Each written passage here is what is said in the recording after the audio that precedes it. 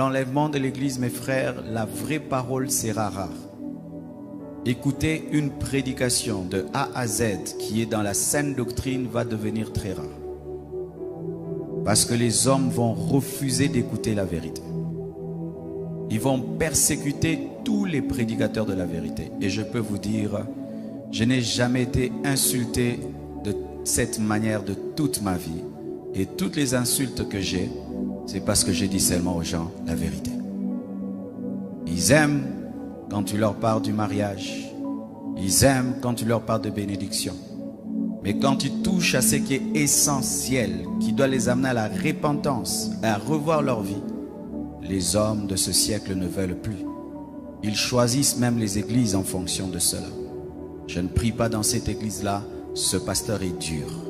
Je ne prie pas dans cette église-là, ce pasteur-là veut changer les gens.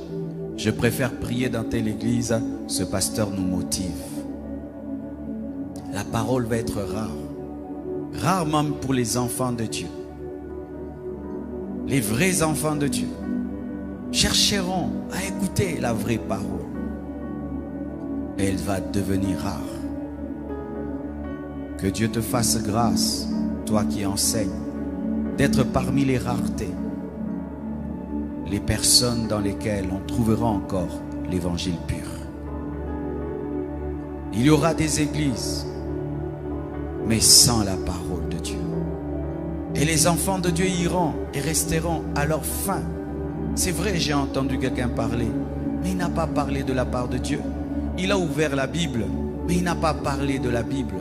Ce phénomène va y aller croissant. Des gens qui ouvriront la Bible sans parler de la Bible. Des gens qui parleront de Jésus sans parler de Jésus. Des gens qui commenceront des églises, mais pas pour dire la vérité. Et les hommes, de même, iront à l'église, mais pas pour écouter la parole de Dieu. Ils iront par religion, par habitude, mais pas pour écouter la parole de Dieu. Ils demanderont même à leur pasteur de ne plus inviter tel orateur et tel orateur parce qu'il est dur. J'ai prêché hier quelque part, je parlais de la sanctification. Au départ de mon message, l'église était tétanisée, paralysée. J'avais l'impression d'être un monstre ou un extraterrestre en train de diriger les choses. Pourquoi? Parce que il y a une carence de la vérité, carence de la parole. Mais lorsque l'église sera enlevée, ce sera pire, mes frères. Après l'enlèvement de l'église, les gens chercheront la parole. Les vrais prédicateurs seront enlevés. Les faux prédicateurs resteront. Et la parole sera encore très très rare. Nous avons la grâce, frères, jour après jour, d'écouter la parole. Mais sachez qu'une fois l'enlèvement a lieu, ce sera difficile. Même toutes ces applications qui ont des enseignements, des prédications, vont supprimer les messages. D'ici là, mes frères, nous n'aurons pas cette liberté de prêcher sur YouTube, de prêcher sur Facebook, de prêcher sur Twitter, sur Instagram. Non. Ces applications et ces réseaux n'ont pas été créés pour l'évangélisation. Ils ont été créés pour que le monde soit un, pour accueillir l'Antichrist. C'est pourquoi, remarquez, tu prêches contre l'homosexualité, on supprime ton post et on t'avertit.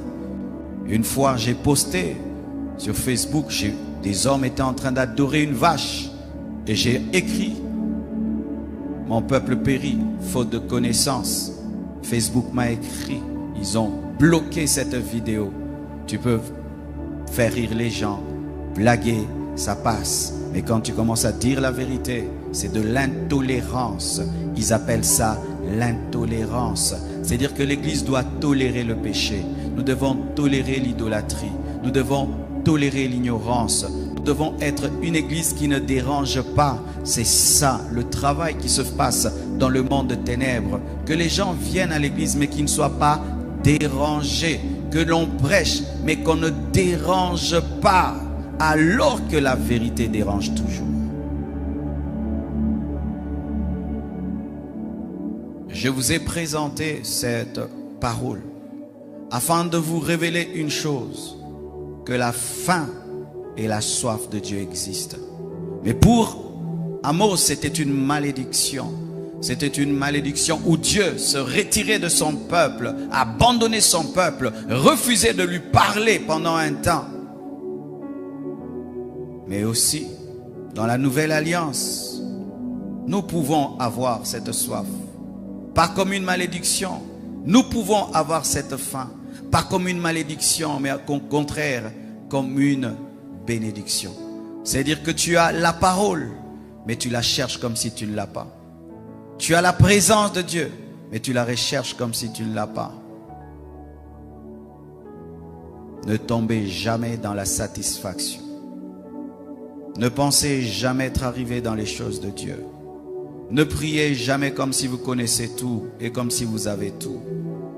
Ne vous tenez jamais face à la parole de Dieu comme si vous la connaissez à 100%. Une fois que la faim de Dieu te quitte, la soif de Dieu te quitte, tu vas commencer à mourir à petit feu. Et c'est ça qui est en train d'arriver à l'église de temps de la faim. Une perte de la soif de Dieu. Une perte de la faim de Dieu. Rien qu'à voir comment les gens se préparent avant de venir à l'église. Ils ne prient pas, ils viennent à l'église. Ils ne participent même pas à l'adoration. Ils ne participent pas à la louange. Il est assis là comme si on l'avait puni. Tu as même besoin de lui dire qu'est-ce que tu es venu faire. Incapable d'ouvrir sa bouche dans le temple. Je dis toujours, si quelqu'un ne sait pas prier dans le temple, comment il prie à la maison? Parce qu'ici, même les faibles deviennent forts. Même ceux qui n'ont pas la vie de prière arrivent à prier. Mais si toi, tu quittes chez toi à la maison jusqu'ici, tu n'arrives même pas à ouvrir ta bouche. Tu n'arrives même pas à lever tes mains. Est-ce que tu les lèves à la maison chez toi? Mais quand même, tu es venu. C'est ça l'église des temps de la fin. Des hommes qui s'approchent de Dieu, mais sans l'aimer. C'est comme ces mariages-là qui ont duré. Ils sont là seulement pour la forme. Il n'y a plus d'amour, il n'y a rien. Mais ils sont là pour les enfants. Et certains chrétiens sont chrétiens parce que s'il arrête d'être chrétien, on va se moquer de lui. S'il arrête d'être chrétien, ce serait un scandale. S'il ne va pas à l'église, mais il ira où? Une telle vie chrétienne est fade. Une telle vie chrétienne n'est pas la vie chrétienne. Où tu t'approches de Dieu sans passion. Tu viens à l'église sans passion. Tu pries sans passion. Tu adores sans passion. Tu lis ta Bible sans que ton cœur ne brûle. Les disciples sur le chemin d'Emmaüs, lorsqu'ils entendaient Jésus parler, leur cœur brûlait. Vos cœurs brûlent-ils encore quand vous écoutez la parole, quand vous lisez la Bible?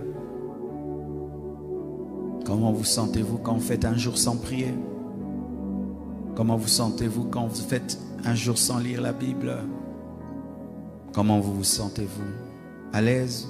Vous êtes à l'aise de faire un jour sans prier? De faire un jour sans lire la Bible? Trouvez-vous le sommeil quand vous n'avez pas prié? Si vous trouvez le sommeil, vous n'êtes pas normaux. Si vous vous sentez à l'aise quand vous avez fait un jour sans lire la Bible, vous n'êtes pas normaux. Parce que quand vous n'avez pas mangé pendant un jour, vous le manifestez. Mais quand vos esprits n'ont pas mangé, vous ne ressentez rien. C'est déjà un signe d'égarement, d'abandon, de refroidissement, de tiédeur, de perte de la faim de Dieu et de sa soif. Et Dieu veut te restaurer. Et Dieu va te restaurer.